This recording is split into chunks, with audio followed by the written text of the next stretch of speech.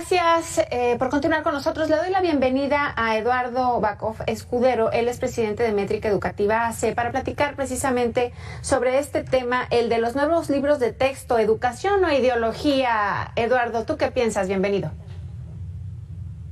Hola, Alejandra. Pues mira, tiene de las dos cosas. Tiene problemas de tipo legal, tiene temas de tipo ideológico, tiene problemas de tipo pedagógico y ahora le han salido un nuevo problema que es el tipo político. Entonces, abarca básicamente todos los ángulos.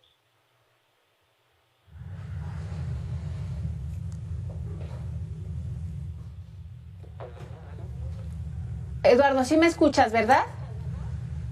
A ver, te dejé de escuchar, Alejandra, pero ahorita te estoy escuchando. Ok, perdón, parece que estamos teniendo aquí problemas con la comunicación. Te decía que hay quienes piensan esto es parte de la educación, de la nueva forma de educar a las futuras generaciones. Hay quienes dicen es una ideología que viene pegadito con la nueva administración, con esto que es un intento de cambiar, ¿no? Por parte de la administración federal. Y tú me compartías, pero la verdad es que dejé de escucharte. ¿Me podrías, por favor, volver a comentar tu punto? Sí, te decía que digamos que esta propuesta de la nueva escuela mexicana tiene al menos para mí 4 aristas. Por uno, el problema de tipo legal, donde hay un amparo que ya se dio. El otro es el tipo pedagógico, es una invención, una ocurrencia de este gobierno. El otro es el tipo ideológico, que es lo que quieren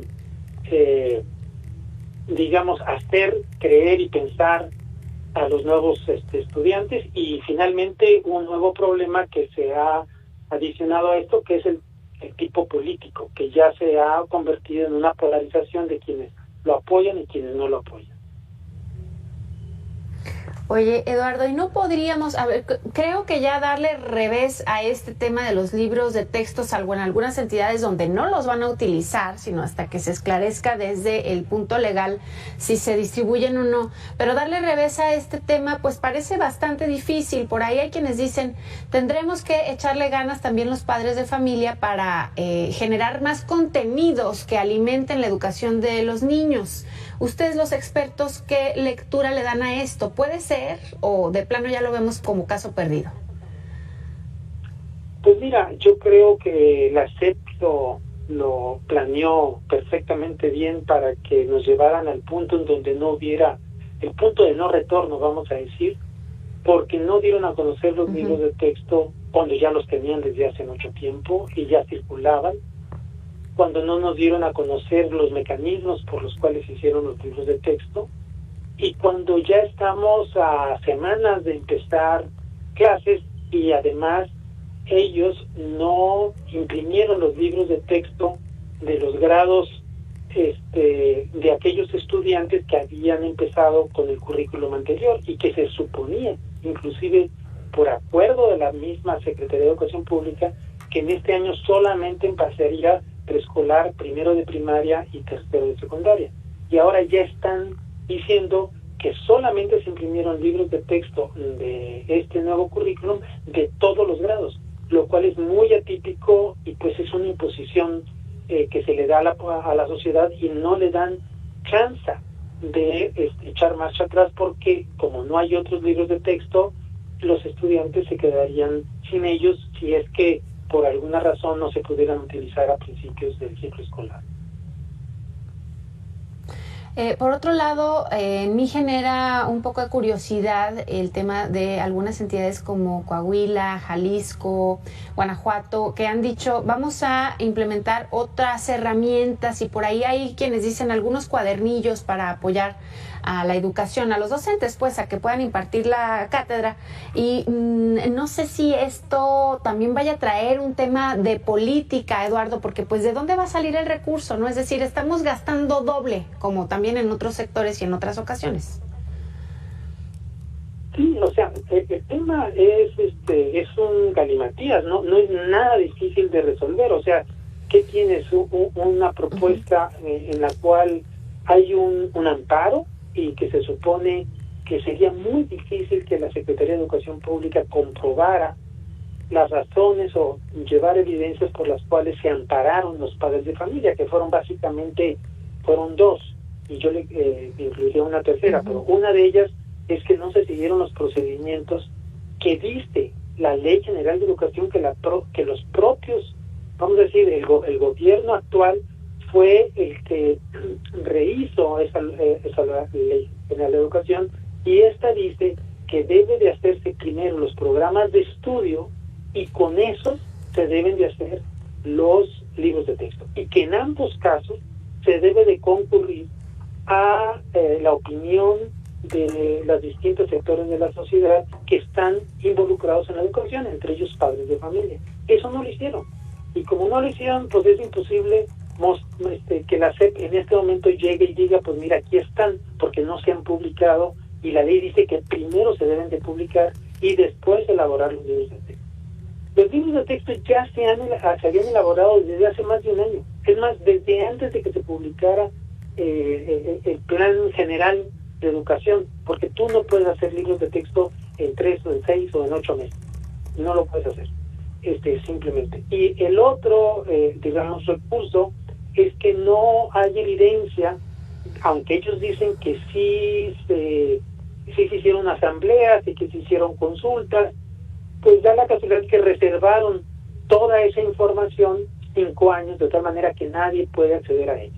Entonces, pues, como no se tiene esa información y no se tiene esa evidencia, no se va a llevar, o no sé cómo le harían, llevárselo a la juez que dio el amparo para que entonces sí diera el permiso de que se distribuyera, porque ellos nunca dijeron que no se imprimieran, sino que no se distribuyeran. Entonces, ¿qué es lo que puede pasar a mi manera de ver? Bueno, pues que utilicen los libros de texto del ciclo anterior o del currículum anterior. Eso sí lo podrían hacer los estados, pedirle a los alumnos que regresen los libros de texto, y con los sobrantes que ellos pudieran, digamos, atender mientras se resuelve el problema. Efectivamente, si se ponen a hacer otra vez otros libros de texto, pues va a ser un doble gasto, como tú bien nos estás señalando.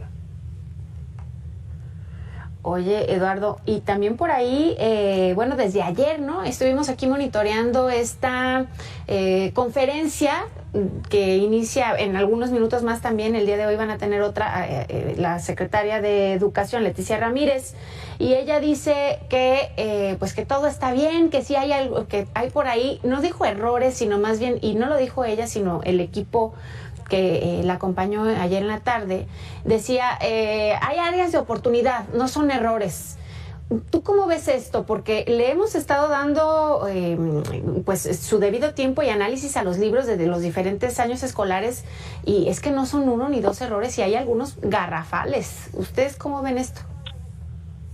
Pues mira, sí, claro que es eufemísticamente hablar de áreas de oportunidad a los errores o a los fracasos. Bueno, pues es una manera de política, vamos a decir, de salir del paso, ¿no? De aminorar el problema. El tema de los errores que se han encontrado en realidad es el menor de los problemas, porque esos sí se pueden resolver, digamos, con fe de ratas.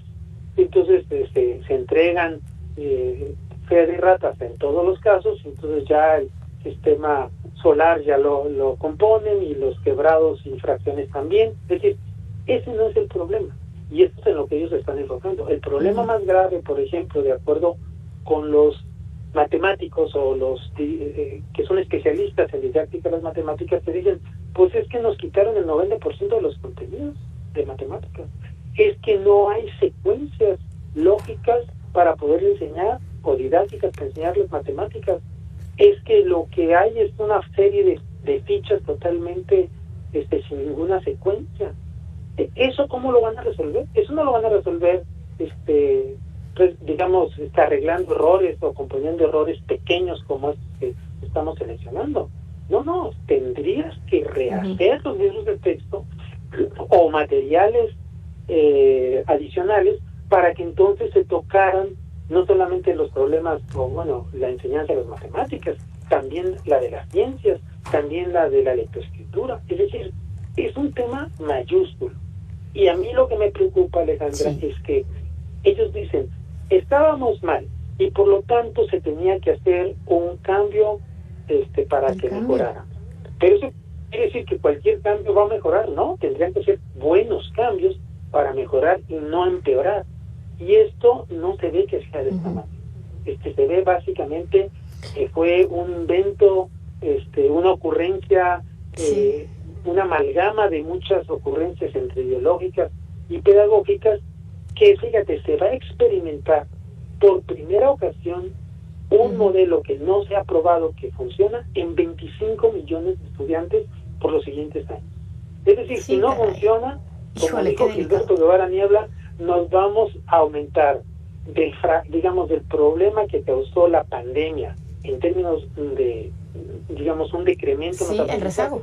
a otro tanto que va a multiplicar la problemática educativa en el país. Es grave lo que está pasando. Oye, Eduardo, y por último, en tu opinión, ya que desde la administración actual, desde la presidencial, se dice que nos vamos a parecer en algunos sectores, como por ejemplo el de salud, a Dinamarca, en el tema de la educación, así como que pensando, pues soñando más bien, ¿a quién crees que nos deberíamos de, pues de seguir el ejemplo, más que parecer, a quién deberíamos de imitar? Mira, te voy a decir a quién nos vamos a parecer y luego a quién deberíamos imitar. Nos vamos a parecer a Bolivia. Ok. Bolivia es el único, Ok. hasta donde yo entiendo, o de los pocos países que ha adoptado la visión que tiene estos nuevos libros de texto en términos de adoptar lo que le llaman las epistemologías del sur. Y digamos la pedagogía de Freire, pero en especial la epistemología del sur. A eso nos vamos a acercar, a Bolivia. Y nos deberíamos de acercar, yo diría, por ejemplo, a Corea, por un ejemplo.